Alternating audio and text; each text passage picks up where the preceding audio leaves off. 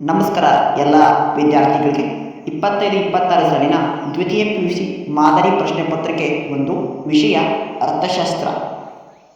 ಸ್ನೇಹಿತರೆ, ಇವತ್ತಿನ ಒಂದು ವಿಡಿಯೋದಲ್ಲಿ ಕರ್ನಾಟಕ ಶಾಲಾ ಪರೀಕ್ಷೆ ಮತ್ತು ಮೌಲ್ಯನಿರ್ಣಯ ಹೊರಡಿಸಿರುವ 3 ಮಾದರಿ ಪ್ರಶ್ನೆ ಪತ್ರಿಕೆಯಲ್ಲಿ ಮೊದಲು ಪ್ರಥಮ ಪ್ರಶ್ನೆ ಪತ್ರಿಕೆಯನ್ನು ಸಂಕ್ಷಿಪ್ತವಾಗಿ ಉತ್ತರದೊಂದಿಗೆ ತಿಳಿದುಕೊಳ್ಳೋಣ.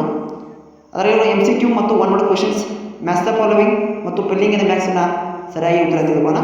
ಪ್ರಥಮ ಸೆಕ್ಷನ್ ಎ ರಲ್ಲಿ 5 ಪ್ರಶ್ನೆಗಳಿವೆ. ಸರಿಯಾದ ಉತ್ತರವನ್ನು ಆರಿಸಿ ಬರೆಯಲಿ ಕ್ವಶನ್ಸ್ ಇರುತ್ತವೆ.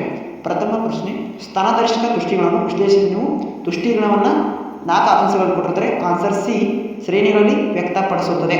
ಎರಡನೇ ಆಪ್ಷನ್ಸ್, ಕಾಪ್ ಡಗ್ಲಾಸ್ ಉತ್ಪಾದನಕ ಬಿಂಬಕ ಸೂತ್ರವನ್ನು ಬರೆಯಬೇಕು. Option C, Q = X1A, X2 B. Option C ಸರಿಯಾದ. ಮೂರನೇ ಪ್ರಶ್ನೆ, ಒಬ್ಬ ಪುಸ್ತಕ ಮಾರಾಟಗಾರನು ಪ್ರತಿಯೊಂದಕ್ಕೆ ಬೆಲೆ 20ರಂತೆ 40 ಪುಸ್ತಕಗಳನ್ನು ಮಾರಾಟ ಮಾಡುತ್ತಾನೆ. ಮಾರಾಟಗಾರನ ಒಟ್ಟು ಆದಾಯ ಅಂತ ಹೇಳಿದರೆ ಆಪ್ಷನ್ಸ್ 4ರಲ್ಲಿ ಆಪ್ಷನ್ ಡಿ 400 ರೂಪಾಯಿ ಆಗಿರುತ್ತದೆ. ನೆಕ್ಸ್ಟ್ ಪ್ರಶ್ನೆ ನೋಡೋಣ. ನಾಲ್ಕನೇ ಪ್ರಶ್ನೆ ಹೀಗಿದೆ. RBI ನೇರವಾಗಿ ಇವರೊಂದಿಗೆ ವ್ಯವಹರಿಸುವುದಿಲ್ಲ. ಆಪ್ಷನ್ ಸಿ, ಜನಸಾಮಾನ್ಯರು ಕೊಟ್ಟಾಗ.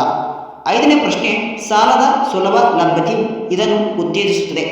ಆನ್ಸರ್ ಬಿ, ಹೂಡಿಕೆಯನ್ನು ಉತ್ತೇಜಿಸುತ್ತದೆ. ಇನ್ನು ಫಿಲ್ಲಿಂಗ್ ಇನ್ ದ ಬ್ಲಾಂಕ್ಸ್ ಅನ್ನು ನೋಡ್ತಾ ಹೋಗೋಣ. ಇಲ್ಲಿ 5 ಪ್ರಶ್ನೆಗಳನ್ನು ಕೊಟ್ಟಿರಲಾಗುತ್ತೆ. ಅವುಗಳಿಗೆ ಸರಿಯಾದ ಉತ್ತರ ಮಿಶ್ರ, ತುಷ್ಟಿಗುಣ, ಕೂಲಿ, ಮೌಲ್ಯವರ್ಧನೆ, ಕುಗ್ಗುವಿಕೆ ಅಂದರೆ ಇಳಿಕೆ. ಇನ್ನು ಹೊಂದಿಸಿ ಬರೆಯುವ ಪ್ರಶ್ನೆಗಳನ್ನ ಕಡೆಗೆ ಹೋಗೋಣ. ಸ್ನೇಹಿತರೆ, ನೀವೇನಾದರೂ ಫಸ್ಟ್ ಟೈಮ್ ಚಾನಲ್ನ ವಿಸಿಟ್ ಮಾಡಿದರೆ ಶೈಕ್ಷಣಿಕವಾಗಿ ನಮ್ಮ ಚಾನಲ್ನ ಸಬ್ಸ್ಕ್ರೈಬ್ ಮಾಡ್ಕೊಳ್ಳಿ ಹಾಗೂ ಪಕ್ಕದಲ್ಲಿ ಬರೋ ಬೆಲ್ ಐಕನ್ ಒತ್ತೋದ್ರ ಮೂಲಕ ಆಲ್ ನೋಟಿಫಿಕೇಶನ್ನ ಸೆಲೆಕ್ಟ್ ಮಾಡ್ಕೊಳ್ಳಿ.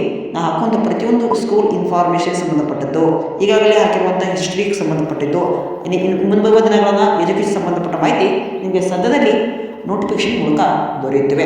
ಸ್ನೇಹಿತರೆ, ಇನ್ನು ಹೊಂದಿಸಿ ಬರೆಯುವ ನೀವು ಸರಿಯಾಗಿ ಪ್ರಿಪೇರ್ ಮಾಡ್ಕೊಳ್ಳಿ. ಈಗ ಹೊಂದಿಸಿ ಬರೆಯುವ ಪ್ರಶ್ನೆಗಳಿಗೆ ಸರಿಯಾಗಿ ಹೋಗ್ತಾನ ಅಲ್ಲಿ ಕೊಡುವಂಥ ಇಂಪಾರ್ಟೆಂಟ್ ಕ್ವಶನ್ಗೆ ಪೂರಕವಾಗಿರ್ಬೋದು.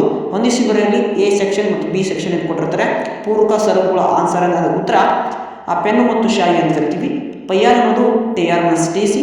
ಗೃಹ ಖರ್ಚು ಸೇವೆಗಳು ಅನ್ನೋದು ಅದಕ್ಕೆ ಅಂತೀವಿ ಹಣರಹಿತ ವಿನಿಮಯಗಳು. ಅಂತಿಮ ಸರಕುಗಳ ಸಮಗ್ರ ಬೇಡಿಕೆ ಅನ್ನೋದು ಅಂತೀವಿ ಅದಕ್ಕೆ ಮಧ್ಯವರ್ತಿ ಸರಕುಗಳು ಅಂತ ಕರಿತೀವಿ. ನಿರ್ವಹಣಾ ಹೊಂದಾಣಿಕೆ ಅನ್ನೋದು ಅದಕ್ಕೆ ದರಟಿ ಹೊಂದಾಣಿಕೆ ಅಂತ ಕರಿತೀವಿ. ಇನ್ನು ಕೆಳಗಿನ ಒಂದು ವಾಕ್ಯ ಅಂದರೆ ಒನ್ ವರ್ಡ್ ಕ್ವಶನ್ಸ್ಗಳನ್ನು ಡಿಸ್ಕಸ್ ಮಾಡೋಣ.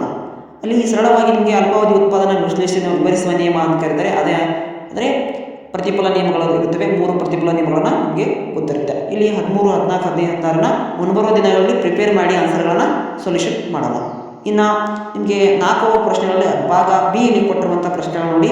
ಕೆಳಗಿನ ಯಾವುದಾದ್ರೂ 6 ಪ್ರಶ್ನೆಗೆ ಪ್ರತಿಯೊಂದಕ್ಕೂ 4 ವಾಕ್ಯದಲ್ಲಿ ಉತ್ತರಿಸಿ. ಪ್ರತಿಯೊಂದಕ್ಕೆ ಅದರಲ್ಲಿ ಇಂಪಾರ್ಟೆಂಟ್ ಕ್ವಶನ್ಸ್ ಇರುತ್ತೆ. ಅದು 4 ಉತ್ಪಾದನಾಂಗಗಳು, ಅವುಗಳ ಪ್ರತಿಫಲಗಳನ್ನು ನಿಮಗೆ ತಿಳಿಸಿ. ಯಾವುದಂದರೆ ಭೂಮಿಗೇರಿ, ಬಂಡವಾಳ, ಬಡ್ಡಿ, ಸಂಘಟನೆ ಲಾಭ, ಶ್ರಮಿಕ ಮತ್ತು ಕೂಲಿ.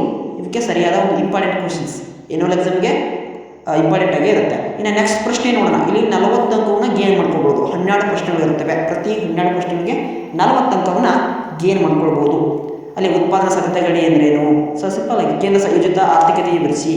ಹಾಗೆ ಒಂದು ಮಾರುಕಟ್ಟೆ ಇಬ್ಬರು, ಹಾಗೆ ಬೇರೆ ಬೇರೆ ಪ್ರಶ್ನೆಗಳನ್ನ ಇಲ್ಲಿ ಪ್ರಿಪೇರ್ ಮಾಡಿದ್ರೆ ಟ್ವಿಸ್ಟಾಗಿ ಕ್ವಶನ್ಸನ್ನು ತೆಗೆಯಲಾಗಿದೆ. ಅಷ್ಟೊಂದು ಸುಲಭವಾಗಿ ನಿಮ್ಮ ಕ್ವಶನ್ ಪೇಪರನ್ನು ಸೆಟ್ ಮಾಡಲಾಗುತ್ತೆ.